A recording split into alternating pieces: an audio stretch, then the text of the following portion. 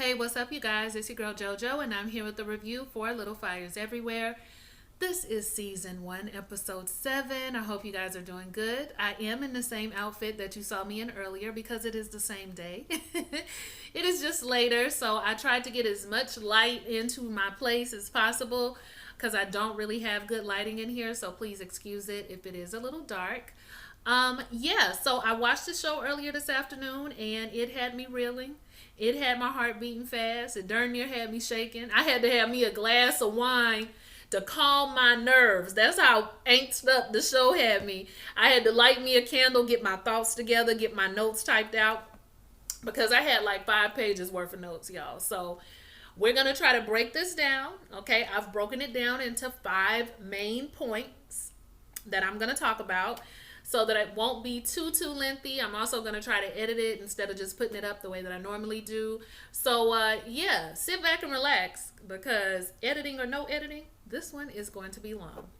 So let's get started. Okay, I'm going to be looking down a lot because I have a lot of notes. I have a lot of notes. So let's start with the history of Shaker. So Mia is preparing an art project and we see her with her headphones on.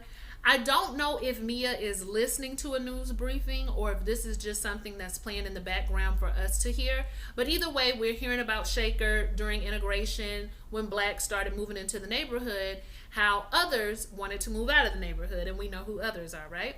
And didn't want to stay there. There were a lot of people who were not for the integration of people coming in.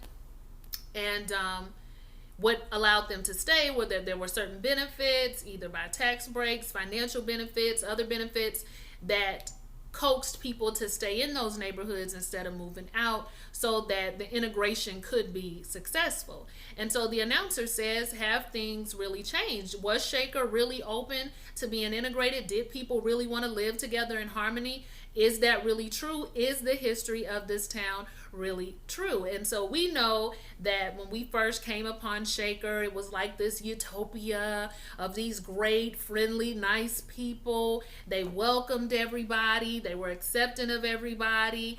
And that's the idea, that's the historical idea that people want you to have of Shaker. But it begs the question, are these things really true? Okay, did people stay in the neighborhoods because they really were about the utopia, or did they stay because they got some kind of benefit out of it? Did people stay in the neighborhoods because they are so accepting and they're not like the others, or were they acting so accepting and acting like they weren't like the others, all the while looking down on people that are not like them? Because y'all know that's something that happens in the show a lot. We're different. We're not like them. They're not like us. That's a lot of conversation that goes on during this show. Have things really changed for the better? Well, let's think about it. Let's look at some situations, okay? Elena welcomed Mia in, the single mother. Let me give her a break. And it's all about Shaker. We're all accepting of people. And, we're right there together. We don't see this, we don't see that. But then she turns around and says, you could be my maid. Right? The adoptive parents, we're sensitive to Maylene's culture and we want to teach her all of these things, but we find out that somebody bought the child a stuffed panda. They chuckled about that. Elena, I think, was the one who might have brought the fortune cookies to the party. I think it was her. They chuckled about that like it was no big deal. They say they plan on teaching Maylene her culture and that is really important to them. But they also make statements such as race isn't everything, which Chinese is an ethnicity, not a race, but okay. Race isn't everything, right? We don't see color, right? Okay. So again, historically, are they really this utopia? Do they really care about everybody? Do they really love everybody? Do they really not show judgment? We're all sitting here together, brother and sisterhood. Is it really like that? Is the history really true based on what we are seeing? Okay. Elena's mother worked on the board at this place that gives the woman a right to choose, correct? But when her daughter wanted to choose, she told her daughter, we're not like other people. That's not for people like you. But she served on the board for it to be for other people. You see what I'm saying? So, yeah, there's just a lot of suggestions that maybe Shaker hasn't really changed that much from those people who didn't want to be living around other folks that were not like them in the first place. We'll have to, y'all be the judge. I do want to hear y'all a lot sound off in the comments. I love reading y'all's comments about this show. It makes me think. It's a great dialogue, great conversation. So yeah, let's get into some conversation. Has historically, is Shaker really the neighborhood that it appears to be? So we got that, right? And this whole time, this is Mia putting together this artwork of the town, which we're going to talk about later.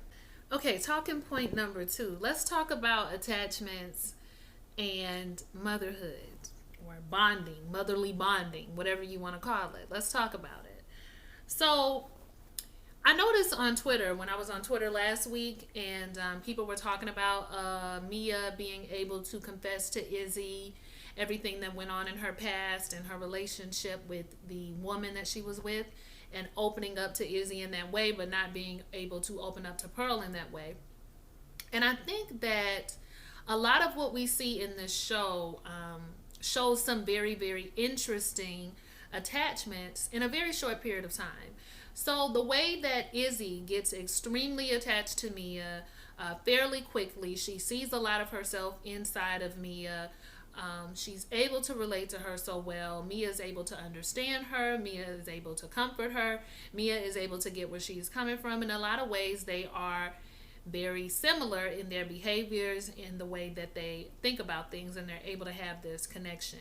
What I do like about Mia is that she is respectful of the boundaries when it comes to Izzy. Like, she doesn't allow things to get pushed too far. She always pushes Izzy back towards home, back towards her, where she's from, and never allows Izzy to get too drawn into her. I like that she's respectful of that. But that's another point. So, but there is an attachment there that Izzy definitely has for Mia. I don't know if Mia has the exact same attachment for Izzy, though. Then we move on to the adoptive mother. The adoptive mother has a level of attachment to Mei Ling. She sees Mei Ling as hers. She wants Mei Ling to be hers. She has this desire to be her mother. She, like she says, she's there to catch her when she falls, and when she cries for me, all of this. And in Mei Ling, okay, very similar to what Izzy sees in Mia, they both see a level of love and acceptance, okay? The adoptive mother sees it with the daughter. Izzy sees it with Mia. They see a level of love and acceptance that they have been wanting, that they have been desiring, and that they have been really needing to feel. Another attachment that we see is the attachment that Pearl has to Elena, the mother that she feels like she wishes her mother would be more like. A level of understanding and admiration and all of these things that she has for Elena, which Elena doesn't, she feels nicely about Pearl, but just like Mia doesn't feel that way about Izzy, you know, Elena doesn't feel that way about Pearl, but there's definitely a connection there, and there's definitely a strong bond between all of these women. And I think what this show is trying to show us, at least for me anyway, I can't speak for anybody else, but I think that the show is trying to pinpoint that when it comes to motherhood and when it comes to bond, it's not just biology that ties you together, because that was something that went on throughout the court case. When you hear Mia speak, it's a lot of she came for me, she is mine, biologically I did this, and I'm her mother, and those things are true. Okay, biology is definitely one of the very one of the strongest what's the word I'm looking for, pulls, for lack of a better word, that we have towards one another. That definitely does play a part. That biology means a whole lot, but I think the show tends to point out that it takes a lot more to be a mother than just simply the biology, than just simply that she is yours, than just simply that you pushed her out. It requires a certain type of physical connection, mental connection, spiritual connection, emotional connection, and hey, a financial connection as well, because children do need provisions. They do need the provisions, but it takes so much more, and we can see that in the matter that there's a relationship between mother and daughters that don't even biologically belong to one another. Okay, we see it in Mia and Izzy. We see it in Elena and Pearl. We see it in the adoptive mother and Mei Ling. There's draws and there's relationships there and there's connections there that defy even the biological part. So I thought that part was very, very interesting, and I think that is a common and recurring theme throughout the show. Y'all know that whole saying, blood is thicker than water, but you need water to survive. I don't know if anybody's ever heard that. But a lot of times it's talking about friendships, but, you know, even with other relationships, that comes into play as well. Was that all I have for that? Yeah, so tell me what you guys think about the connections that everybody has towards one another. What did you feel about the verdicts? Okay, when the verdict finally got rained down, what did you feel? I know that a lot of us have been having a hard time with deciding where Mei Ling should go. I'm so glad that I do not have to be a part of a team that makes those kind of decisions, because it's really, really hard to say. Because like I said, that biology, that motherhood means a lot to me. But I also understand that other connections are made between people that defy biology as well. So it's just like, what do you do? I don't really know, but I've loved reading y'all's comments. A lot of y'all felt very strongly towards one side or the other, and that's been good. So I definitely want to know your thoughts on this as well. And what do you think that the show is trying to portray when they show these relationships? You guys let me know what your thoughts are. Okay. Let's move on to talking point number 3. Talking point number 3 is, let's get into ownership. Ownership. We're going to say it 3 times because that's how real it got on the show. And this is going to be my longest talking point probably. So we'll start with Elena. So Elena goes to the adoptive mother, and she's made the decision that she is going to try to dig up more dirt on BB, even though nobody asked her to do that. So I'm not really sure. Elena has an issue, and Mia does too, with getting into business that does not require them getting into. You know, they have a problem with not minding the business that pays them. Elena specifically, which is why she would have made such a good journalist. But she goes to a clinic because she's going to try to see if BB ever looked into alternative options before she had Mei Ling. So this is why the court case is still going on. She noticed that her girl bombed on that whole race ethnicity thing in court. And so I guess she felt like she needed to help her out by getting some more dirt on BB. So she goes to talk to her vagina monologue friend, and she is basically telling her vagina monologue friend, you owe me this. You need to give me the information. You need to let me know. Did she come in here and ask you any questions? I don't care about it being confidential. You know, my mother served on the board here. And don't forget who got you this job. And she's looking at her like, girl, I got to call in exam room B. I think we're done here. We can talk about this later. No, I'll wait. So she stays. So she begins looking around her office, which is very much illegal. And she sees a file. It says P. Warren. So y'all know she snooped that out, read the file. We all know what's in the file. So now that she has that information, she can't wait to release it, right? So she gets back to the house, right? And this is after Moody and Trip have had a fight, but I'm going to talk about that later. She gets back to the house and she pretty much tries to confront Moody about the fact that Pearl has had an abortion and I thought I raised you better than that and to be more responsible. And Moody got the black eye. He's just like, what? No, you need to holler at your boy Trip. Okay, I don't know anything about Pearl having an abortion. Well, why would I ask Trip? What do you mean? Then he leaves, right? So now she's understanding that Trip is now with Pearl.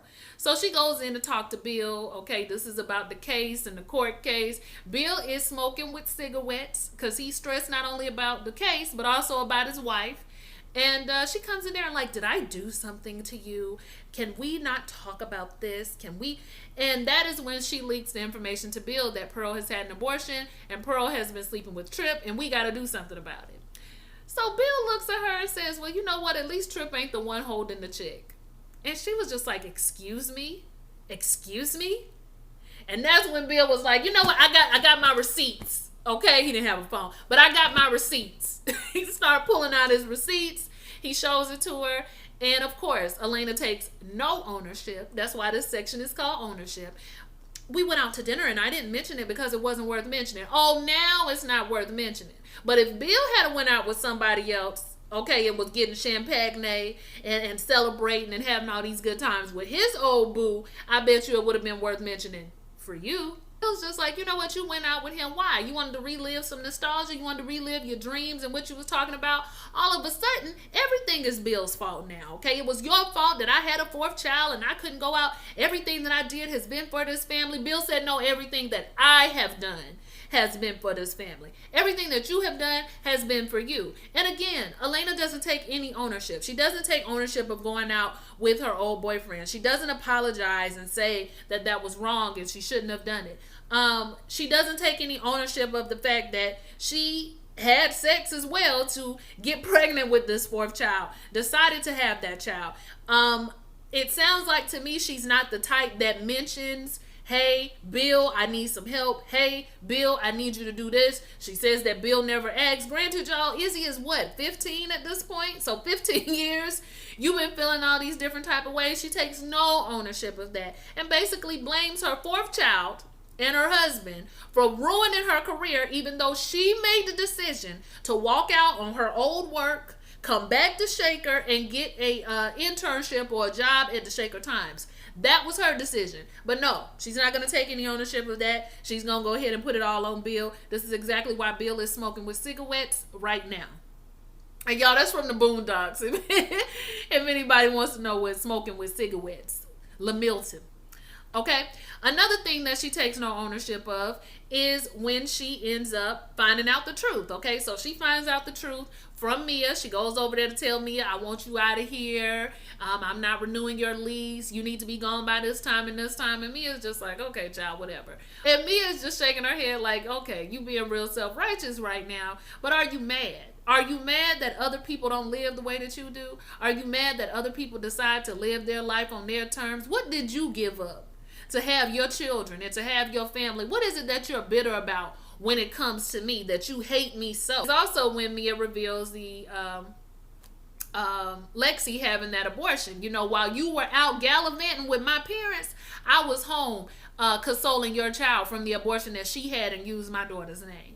So Elena, of course, doesn't have anything to say to that. She, again, takes no ownership, okay? She goes to open up a bottle of wine because you ain't finna talk about her parenting, right? Even Izzy is asking, did she find out the truth? And she just like, don't talk to me, Izzy, right now. I'm trying to get it together. So no ownership once again. But that's okay. She ain't ready, but she gonna get ready real soon. Another person who has to take ownership is Pearl. Okay, Pearl and Trip, they get caught out at the meeting spot because Moody said, you thought I wasn't going to find out, but I did, all right? So at first, y'all, now I didn't know what was going to go down, okay? But he told Pearl, you know, I thought you was different, but you just like all the other sluts he bring around or something to that degree. I thought you were different from the other sluts he usually brings around, but you fell for it too. So, of course, Trip punches him because you can't call this girl no slut. He wasn't saying a slut per se, but I just thought you was different from the other slut. And at first I thought Moody was going to get his behind wood, but you know what? Moody got on top of Trip and he started doing what he do. See, you know, there's something about that rage and that testosterone that comes from not getting any versus Trip, who probably is a little bit drained. Sorry. Too much information, but you know, the Drip got him weak versus Moody, who, you know, he real strong with his. So he ends up actually winning the battle, but he still got a black eye from that first initial hit. And Pearl now has to take ownership of the fact that she has been with Moody's brother and has betrayed Moody in a sense. And yeah, Moody's upset about it. So Pearl has to take ownership of that. And amazingly so, Trip was the one who actually gets Pearl to understand her mother's side a little bit better. But we're going to talk about that a little bit later on. But he basically tells her, just like I would do anything to keep you here, I'm pretty much I'm convinced that's what your mother was also trying to do. She would do anything to keep you. She would do anything to have you, just like I would do anything to have you. So Trip actually turns out to be one of the most rational people on this episode. Mia finally takes ownership. This was a great moment of the show. I was so glad. Mia actually ended the season on a little bit of a better note than Elena, even though both of them have been with the BS. But I feel like Elena is going to come into her awakening in the second season, so we're going to get to see that. But Mia took ownership. You know, she came in. Once Pearl was finally able to talk, luckily she had already talked to Trip first. And ain't it funny how you couldn't, you wasn't trying to hear from your mama, but we can hear real clearly from that DICK we get. I'm sorry, y'all. I shouldn't joke about that. Like, they teenagers. I shouldn't joke, huh? But she could hear real clearly from Trip, all right? But she wasn't trying to hear her mama, and rightfully so. She was mad. She was upset. Imagine if you were to hear about your past in this way. I think a lot of us would have been angry. So I understood where Pearl was coming from. I know it was a lot, though. That screaming and that door slamming and carrying on, and whew, yeah, a lot of our, we was feeling some type of way, but I understood her anger. So they finally get to have a conversation. Earlier in the episode, Pearl wanted to call her father. Mia actually did call the house, the residence, and his wife picked up, Mrs. Jones, I think that's their last name. And she says Mia, and right when she says it, Mia hangs up the phone. I was like, oh my gosh, when did Star 69 come out? Because she starts 69. He comes in and tells Pearl, I called. His name is, what she say the daddy name was? Ray Jones or something like that. But I called the house today, and the mother who would have been your mother answered the phone, and probably a much better mother than I would have been. She goes into explaining how she felt at that time. She talks about how her parents treated her, how she had a great brother who died, and how she really felt like she didn't have anything or anybody, but she had Pearl. And she wanted to hold on to Pearl. She was scared that if given the opportunity, to have something different, that Pearl would not choose her. And so she admits that's the reason that she gave BB a lot of her money, because it was going to make her feel somewhat better about the choice that she made. And so I really appreciated her admitting all that to Pearl. It makes a big difference when you finally hear your parents fess up to something that they've done wrong, when you finally hear them confess that they didn't make the best decision, because sometimes parents, they can get to talking like, well, I did what I had to do and you'll never understand it. When you had your own kids, they still won't admit fault. So it was good for her to finally admit that, yeah, I was wrong. And yeah, I was scared. And, yeah, I took your choice away because I really was scared that I wasn't enough, that you wouldn't choose me. And Pearl says, you're my mother. I will always choose you, which was, y'all, it touched me. It touched me. I ain't cry. I didn't cry, but it touched me. So that part was good. But, okay, this part is the but. Even though I was really proud of Mia taking that ownership, I still felt like, in a lot of ways, the teenage part of me that is now an adult, still felt really bad that Pearl was ready to pick up and move again. She knew they couldn't stay. She knew that they were going to have to go somewhere else because of everything that had happened. And a part of me felt bad that Pearl, once again, has to mature up and take on all this responsibility and take on all this extra, just things that I feel like a child should not have to deal with. But because Pearl feels the way she does about her mother, because her mother has been the only person in her life for so long, I feel like Pearl probably feels she has to choose her mother. Like, even if she wanted to make another choice, even if she wanted to make a choice outside, she can't, because she doesn't want to hurt her mother. So she's still kind of going along with whatever life that Mia is going to have them live. And that part makes me feel bad, because I feel like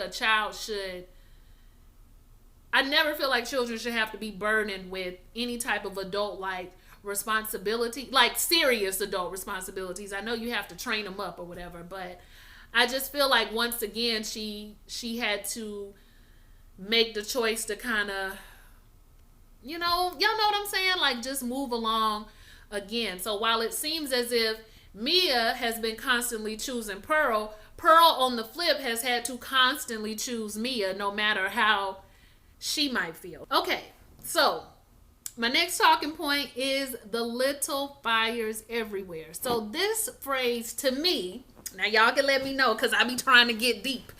This phrase to me has a double meaning. So of course there's little fires everywhere. We saw what happened at the end. The fire department says there's little fires everywhere. We got that part, right? But to me, the other little fires that are everywhere are the fires that Mia inadvertently, or she may have done it on purpose, inadvertently is dropping as she leaves. So y'all follow me here. So before Mia and Pearl, ride off into the sunset to do what they do, she's dropping little things, right? So she tells Izzy, there's times in life where you have to start over, where you have to rebuild, where you have to literally set like a fire.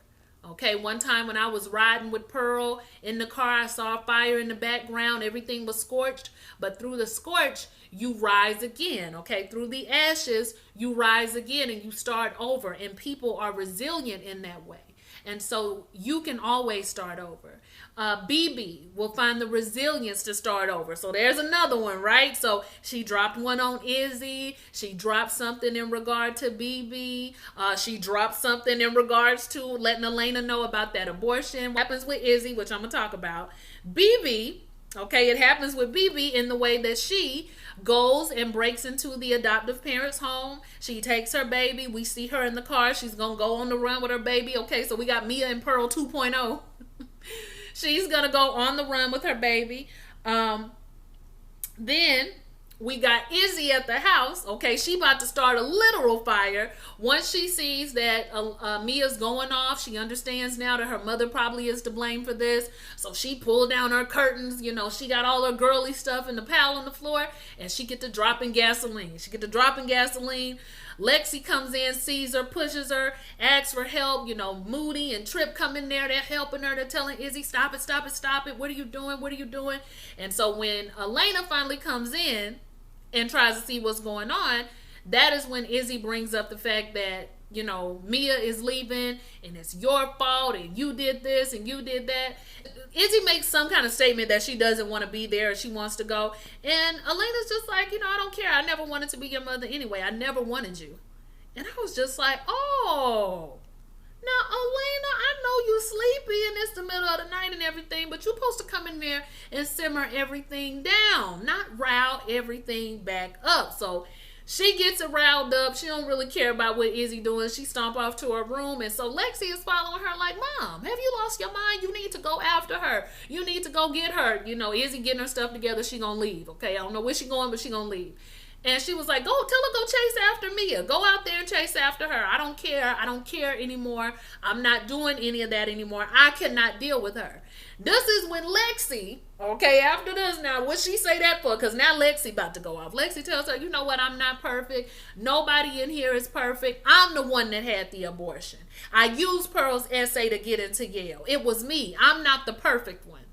And so Elena turns around and looks at her and she was like, yes, you are the perfect one because I'm instilling in you to be the perfect one because I wasn't able to live out my dreams. So now I'm instilling them into you. So you better be perfect. Now she don't say that, but we know that's what she means because Lexi is definitely like her dream child and her do-over. So she slammed the door in Lexi's face too.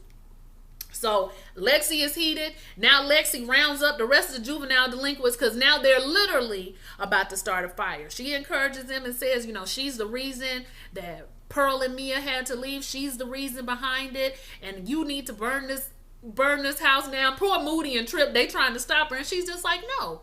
Because why would you want to be in this house? As long as we are in this house, as long as we stay in this house, we're going to be just like her. And so Trip and Moody just like, you know what, sis? You're right. Okay, let's set some fires off here. So it's gasoline.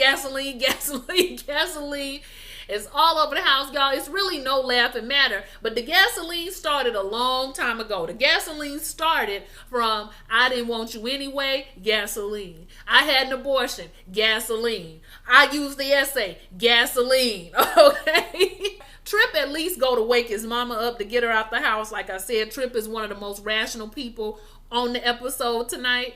And they run out of the house. Bill isn't home because Bill left a long time ago to go get that pacifier. Okay, that was shade for Elena. And he sees the fire trucks. He doesn't know what's going on. And then that's when he realizes that the fire trucks were actually headed towards his house.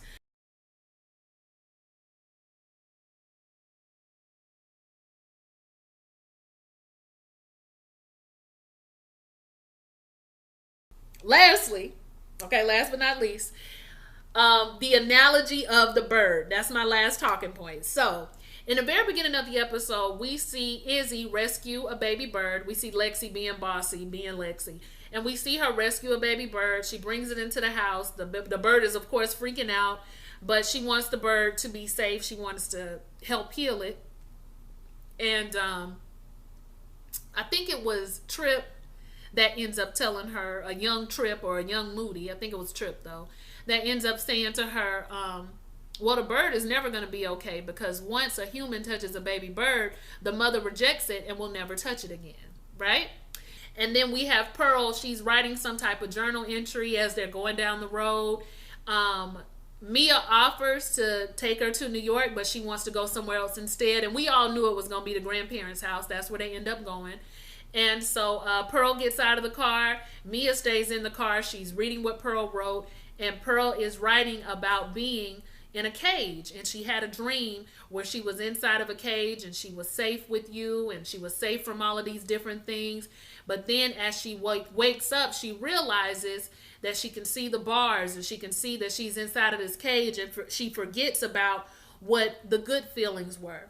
And the cage is in a town, and the town is covered in secrets and lies. And inside of the town is the cage, and we are inside of that cage as well. But if we can see the town, and if we can see the covering of the secrets and lies, and we can see the cage, then we can also see the door, and we can see a way out. So it goes back also to that beginning analogy. We see Elena come in, and she's looking over this diagram, and she sees the cage with the feather in it because she's coming to look for Izzy. She sees the feather inside of this cage and this big town, piece of artwork that Mia has done. And she grabs the feather, okay, that Izzy once held in her hand when she tried to save that rejected bird, that bird that was going to be rejected by the mother. And now the mother is touching that feather of that rejected bird and that rejected child, and she has no idea where she is. And Pearl is writing a journal entry about how we're all birds, all just trying to set ourselves free, all just trying to look for that cage. But if we can see everything around us, then we can definitely see a way out. And so next season, I think, is going to be about everybody finding their way out. Girl, I put that analogy together, did I not? I put that analogy together. So I think next season is going to be everybody arising from the ashes of the fire and everybody trying to find that door to get out of the cage. And then we see Mia open her car door to get out of the car because I guess she's going to go in and see her parents as well. So that was it. I feel like Mia really tried to redeem herself before the end of the season. And I think that we are going to get to see Elena do the same when we get to the second part. Y'all let me know what y'all thought about the episode and what y'all think so far about the show. I can't wait to read your thoughts. Like, comment, and subscribe. And I hope y'all have a good one. And I'll see you for the next one. Bye.